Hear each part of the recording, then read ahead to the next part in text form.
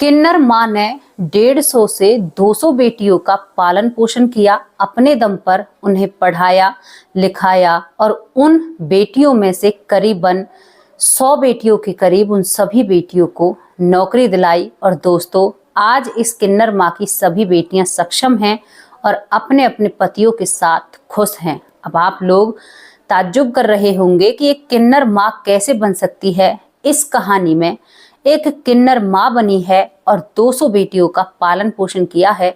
इतना बड़ा दिल शायद मुझे किसी का भी नजर नहीं आता। दोस्तों, जो अच्छा करता है उसके लिए आप लोगों को तारीफ करनी चाहिए और कमेंट बॉक्स में जरूर उनके लिए 2 शब्द तो आपको लिखने होंगे। ये क्या कहानी है और क्या किस्सा है, क्या प्रेरणादायक स्टोरी है, ये सब कुछ आपको इस कहानी में मिलेगा और शायद आपके दिल को ये कहानी छू सकती है। नमस्कार, स्वागत है आप सभी का। हमारे YouTube चैनल है वैष्णवी चौधरी के नाम से और इसी नाम से हमारा Facebook पेज है, आप उसे भी फॉलो कर सकते हैं। दोस्तों, आज रत्नाबाई की ये कहानी है। रत्नाबाई एक छोटे से गांव में होती है। रत्नाबाई की माँ है, पिता है, 2 बड़ी बहनें और हैं, लेकिन दोस्तों रत्नाबाई का कोई भाई नहीं है। यहाँ पर जो रत्नाबाई का पिता होता है, रत्नाबाई का पिता हमेशा अपनी पत्नी से गुस्से में रहता है और बार बार उसे ताने मारता है कि तुमने मुझे एक बेटा करके नहीं दिया है और तुम किसी भी खुशी के लायक नहीं हो। हमेशा घर में विवाद रहता है। अब रत्नाबाई की जो बेटी होती है, रत्ना पैदा होती है, तो यहाँ पर रत्नाबाई की माँ एक कमी कर देती है। क्या कमी होती है कि रत्नाबाई अपनी चौथी बेटी को अपने पति के सामने बेटा बनाकर पेश कर देती है और कह देती है कि लो जी, अब की बार तुम्हें बेटा हुआ है। यहाँ पर जो रत्नाबाई का पिता था देखना चाहता है ढंग से बेटे को, लेकिन रत्नाबाई की माँ उसे देखने नहीं देती है। अब इसके बाद जो रत्नाबाई की माँ होती है उसे पता चलता है कि उसकी बेटी या बेटा कुछ भी नहीं है, उसने एक किन्नर को जन्म दिया है, तो वो भी अब इन सारी चीजों को छुपाना चाहती है। दोस्तों, 2-3 दिन निकल जाते हैं, लेकिन जो रत्नाबाई का पिता था वो कहता है कि मुझे पक्का करना है कि ये सच में ही बेटा है या तू झूठ बोल रही है, क्योंकि इसकी शक्ल मुझे बेटियों जैसी लगती है। और गुस्से में जो रत्नाबाई का पिता है वो उस लड़की को देख लेता है, किन्नर लड़की को, और उसे देखते ही अपनी पत्नी पर हाथ उठा देता है। कहता है कि पूरे गांव में मिठाइयां बांटी हैं, लोग मेरा मजाक उड़ाएंगे, तुम्हें शर्म नहीं आई? तुमने मेरे साथ ऐसा किया, ये सब कुछ तू मुझे पहले ही बता सकती थी। तो रत्नाबाई की माँ रोने लगती है और कहती है कि कैसे बताती, आपसे मुझे बहुत डर लग रहा था, आप तो मुझे जान से ही मार देंगे और आपने देखते ही मेरे ऊपर हाथ उठा दिया।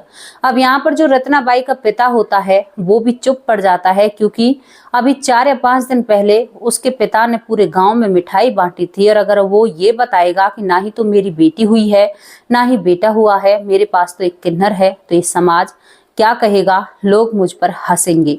अब दोस्तों, रत्नाबाई के माता पिता रत्ना को एक बेटे की तरह उसकी परवरिश करने लगते हैं, लेकिन जैसे ही रत्नाबाई 8-1 साल की होती है, 7 या 8 साल की, वो अपने रंग रूप को दिखाने लगती है। वो नाचती है, गाना बजाना, हाथों में मेहंदी लगाना, ये उन्हें बहुत पसंद होता है। और जब रत्नाबाई इन सभी कामों को किया करती तो रत्नाबाई का पिता उस पर हाथ तक उठा दिया करता, और कभी भी रत्नाबाई का पिता उससे प्यार नहीं करता है। दोस्तों, केवल एक फॉर्मेलिटी करता। रत्नाबाई हमेशा उदास रहा करती कि मेरे पिता औरों के पिता की तरह मुझ पर प्यार नहीं करते हैं। रत्नाबाई अपनी माँ से हमेशा कहती कि माँ, पिताजी मुझसे प्यार नहीं करते हैं, केवल दिखावा करते हैं, मुझे ये बातें बिल्कुल भी अच्छी नहीं लगती हैं। अब रत्नाबाई धीरे धीरे जवान होने लगती है और दोस्तों, रत्नाबाई का पढ़ाई में भी बिल्कुल मन नहीं लगता है। वो अच्छे से पढ़ भी नहीं पाती है, क्योंकि स्कूल में बच्चे उससे कुछ गलत गलत बातें बोला करते, कहते कि तू देखने में तो लड़का है, लेकिन तुम्हें देखकर ऐसा लगता है कि मानो तू खूबसूरत सी लड़की है। अब रत्नाबाई अपना कमरा बंद कर कर नाचना गाना बहुत ज्यादा किया करती। अब रत्नाबाई करीबन 13 साल की हो जाती है। जब रत्नाबाई 13 साल की होती है तो दोस्तों, रत्नाबाई के हार्मोन्स चेंज होने लगते हैं और रत्नाबाई में कुछ बदलाव आते हैं उनकी बॉडी में। रत्नाबाई थी एक महिला किन्नर थी, लेकिन जब पूरे समाज को पता चलता है कि रत्नाबाई एक किन्नर है तो सभी वहां पर मजाक उड़ाते हैं रत्नाबाई का। और दोस्तों, आज एक सच्चाई की बात आप लोगों के सामने बोलना चाहती हूँ। जो हमारा समाज है, कभी भी हमने किन्नर समाज को वो मान सम्मान नहीं दिया जिसके ये अधिकारी थे। दोस्तों, ये बात आपको बुरी लगे तो मुझे माफ करना, लेकिन सच में ही हमने किन्नर समाज को वो मान सम्मान नहीं दिया जिसके ये अधिकारी थे। तो यहाँ पर जब पूरे गांव को पता चलता है तो रत्नाबाई का पिता अब एक घर में फैसला लेता है और कहता है कि मैं इस किन्नर को अपने घर में नहीं रख सकता, इसे मेरे घर से जाना होगा। और दोस्तों, वहां पर एक किन्नर समाज रहता है और रत्नाबाई का पिता उस समाज से बात कर लेता है और रत्नाबाई को घर से निकाल देता है। उस वक्त रत्नाबाई समझती है कि मैं कौन हूँ, क्या हूँ। रत्नाबाई से जो बीती थी आप लोग नहीं समझ सकते, जो उसके दिल से बीती थी। और यहाँ पर रत्नाबाई की माँ का रो रो कर बुरा हाल हो जाता है। दोस्तों, रत्नाबाई को घर से निकाल दिया जाता है। अब रत्नाबाई एक नई जिंदगी जीना शुरू हो जाती है। बहुत दिनों तक रत्नाबाई ठीक से खाना भी नहीं खाती है और बहुत ज़्यादा रो रो कर अपने माँ बाप को याद किया करती, लेकिन उसके हाथ में कुछ भी नहीं होता है। रत्नाबाई अब शहर आ जाती है और शहर आने के बाद रत्नाबाई की जो पसंदीदा चीज़ें थी वो की जाती हैं। रत्ना को नाचना गाना पसंद था तो वहाँ पर वो सारी चीज़ें होती हैं। रत्नाबाई को ताली बजानी सिखाई जाती है दोस्तों, वो भी वो सीख जाती है। अब रत्नाबाई इधर उधर घूम फिर कर, जैसे पूरे दिन किन्नर समाज अपना काम किया करता है उसी तरह रत्नाबाई उन सब के साथ करती है। कुछ दिन तो रत्नाबाई को अच्छा लगता है, लेकिन जैसे ही रत्नाबाई उन जगहों पर जाती जहां पर किसी को बच्चा हुआ है या बेटा हुआ है तो बधाई देने जहां पर रत्नाबाई जाया करती, तो रत्नाबाई के दिल में अब एक ख्याल आने लगता है। और रत्नाबाई जो उनके समाज की हेड थी, एक महिला, उससे कहती है कि माँ, क्या मैं ऐसी नहीं बन सकती। तो रत्नाबाई की तरफ सब हंसने लगते हैं, कहते हैं कि अरे नादान लड़की, तुमने अभी समझा ही नहीं अपने आप को बिना कपड़ों के तू आईनों में देख, तुझे पता चल जाएगा कि तू बन सकती है या नहीं बन सकती। रत्नाबाई को ये बात बहुत बुरी लगती है क्योंकि उसे बच्चे बहुत प्यारे लगा करते और उसे एक गृहस्थी जीवन बहुत ही पसंद था दोस्तों। अब एक दिन रत्नाबाई अपना कमरा बंद करती है और अपने सारे कपड़े उतारकर शीशे के आगे खड़ी हो जाती है। जब वो आईने के आगे खड़ी होती है तो अपने आप को देखती है और दोस्तों, अपने आप को देखकर बहुत जोर जोर से रोने लगती है और शीशे में हाथ मारने लगती है। उसके हाथ में भी चोट लग जाती है। उसके जो साथ के लोग थे वो बाहर थे, वो सभी भागकर भीतर आते हैं। रत्नाबाई को कपड़े पहनाए जाते हैं और रत्नाबाई कई दिनों तक किसी से भी बात नहीं करती है। अब रत्नाबाई कई वीडियो देखती है, कहीं पर सुनती है कि डॉक्टर सब कुछ कर सकते हैं, तो रत्नाबाई अपनी जिंदगी को सुधारने के लिए दोस्तों डॉक्टर के पास जाती है, क्योंकि उसने अभी ये नहीं पहचाना था कि मैं कौन सी दुनिया में हूँ और मैं क्या हूँ। अब वो डॉक्टर के पास जाती है और जब डॉक्टर साहब से बात करती है अपॉइंटमेंट लेकर, तो डॉक्टर साहब भी हंसने लगते हैं और कहते हैं कि रत्नाबाई, ऐसा कुछ भी नहीं हो सकता, आपको ऐसा ही रहना पड़ेगा, हम इसमें कुछ भी नहीं कर सकते, हम आपको माँ नहीं बना सकते, ये सुख ऊपर वाले ने आपकी जिंदगी में नहीं लिखा है। दोस्तों, रत्नाबाई हर रोज डॉक्टर के पास जाया करती। डॉक्टर साहब भी रत्नाबाई से परेशान हो जाते हैं, कहते हैं कि देवी, आप चाहती क्या हो, आप मुझसे क्या चाहती हो, मैं आपको मां नहीं बना सकता, आपकी जिंदगी को मैं नहीं बदल सकता। और दोस्तों, उस दिन डॉक्टर साहब गुस्से में कहते हैं, एक तो हॉस्पिटल में पहले ही आफत आई हुई है, कोई महिला अपनी बेटी को छोड़ गई है और ऊपर से रत्नाबाई आप रोज आकर मुझे परेशान करती हो। रत्नाबाई सुनती है कि ऐसी कौन सी माँ पैदा हो गई जो अपनी बच्ची को हॉस्पिटल में छोड़ गई। और दोस्तों, डॉक्टर के साथ जाकर रत्नाबाई भी उस बच्ची को देखने लगती है। यकीन नहीं मानोगे, कोई अपनी बच्ची का इलाज कराने आई थी और उस बच्ची को उसी हॉस्पिटल में छोड़कर वहां से रफू चक्कर हो जाते हैं। और दोस्तों, हॉस्पिटल में सीसीटीवी कैमरे नहीं होते हैं। ये काफी पुरानी बात होती है, 2002 की बात होती है। अब इसके बाद जो रत्नाबाई उस लड़की को देखती है तो उसे वो लड़की बहुत प्यारी लगती है और रत्नाबाई उसे गोद में उठा लेती है। डॉक्टर साहब कहते हैं कि रत्नाबाई, आपको मजाक सूझ रहा है, यहाँ पूरे हॉस्पिटल का दिमाग खराब हुआ पड़ा है, अब यहाँ पर पुलिस बुलाएंगे और यहाँ पर पुलिस ही कुछ कर सकती है। रत्नाबाई कहती है कि भाई क्यों पुलिस बुलानी, इस बेटी को तो मैं पाल सकती हूँ, अगर ये बेटी किसी को बुरी लग रही है तो कोई बात नहीं, हम तो हैं, हम इसको पाल लेंगे। तो वहां पर डॉक्टर साहब कहते हैं कि मजाक की भी कोई सीमा होती है और वक्त होता है, आपको दिखाई नहीं दे रहा, आप कैसे इसको पाल सकती हो। तो वो कहती है कि मैं बिल्कुल भी मजाक नहीं कर रही डॉक्टर साहब, इस बेटी को मैं पाल पोस कर बड़ा कर सकती हूँ। तो यहाँ पर डॉक्टर साहब कहते हैं कि आप कि क्या गारंटी आप इसको अच्छे से पालेंगी, मैं तो यहाँ पर पुलिस को ही बुलाऊंगा। जो डॉक्टर साहब होते हैं अपने फर्ज को निभाते हुए दोस्तों वहां पर पुलिस बुला लेते हैं। पुलिस वाले वहां पर आते हैं, जो वो लड़की थी हॉस्पिटल में मिली थी उसे पुलिस वाले अपने कब्जे में ले लेते हैं और दोस्तों वहां से कानूनी कार्रवाई करने के बाद पुलिस वाले पुलिस स्टेशन लौटने लगते हैं उस बच्ची को लेकर।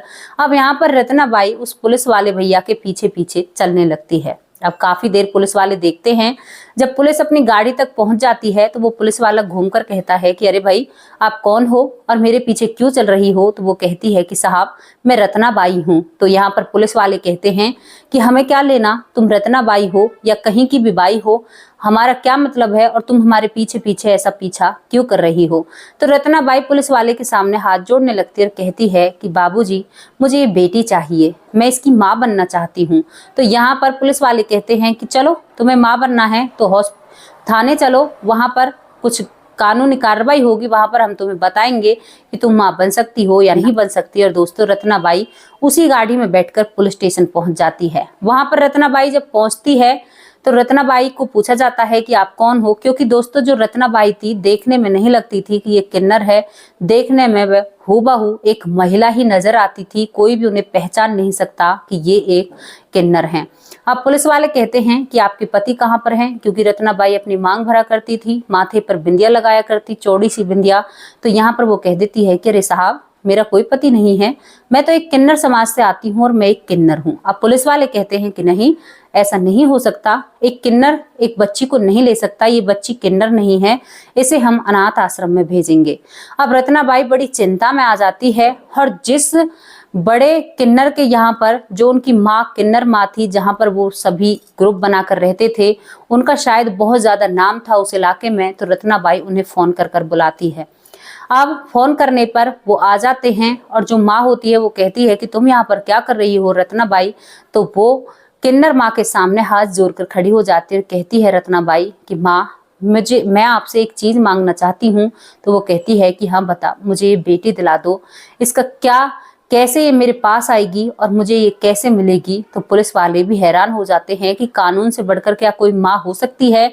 लेकिन दोस्तों कानून के ही तहत यहाँ पर जो रत्ना माँ होती है, रत्ना किन्नर होती है, वो एक वकील करती है और वकील कानून के दायरे में रहकर किन्नर को उस बेटी को कागजों में दिलवा देते हैं और उनको वार्निंग दी जाती है कि अगर इस बेटी को कुछ हुआ या तुमने कुछ किया वहां पर तुरंत कानूनी कार्रवाई होगी। इस बेस पर रत्नाबाई को वो बेटी दे दी जाती है।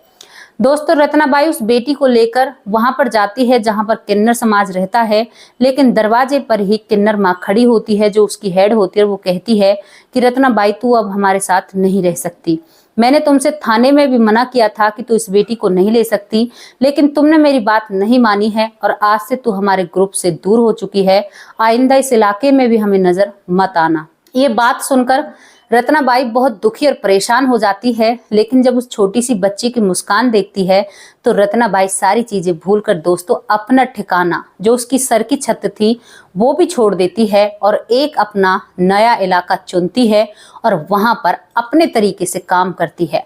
उस बेटी को भी पाल पोसती है दोस्तों। कुछ और किन्नर लोग उसके साथ मिल जाते हैं, क्योंकि कहते हैं ना कि जब कोई काम हम अच्छाई का करें तो शायद बहुत लोगों के हाथ हो जाते हैं उन अच्छाई के काम को कराने में। यहाँ पर जो रत्नाबाई थी एक नया इतिहास लिखने वाली थी दोस्तों, क्योंकि यहाँ से आगे रत्नाबाई की जिंदगी की एक और नई शुरुआत होती है। एक किन्नर की जिंदगी में ये तीसरा मोड़ आया था और यहाँ पर अब उसका ग्रुप बनने लगा था और रत्नाबाई उस बेटी की परवरिश करती है और जो ग्रुप बन रहा था वो बाहर से कमा कर लाया करता और उन सब से उन सभी का खर्च चला करता। दोस्तों रत्नाबाई ने कुछ पैसे जब वो अकेली रहा करती उस ग्रुप के साथ तब भी इकट्ठे किए थे और उस बेटी की परवरिश बहुत अच्छे से करते हैं।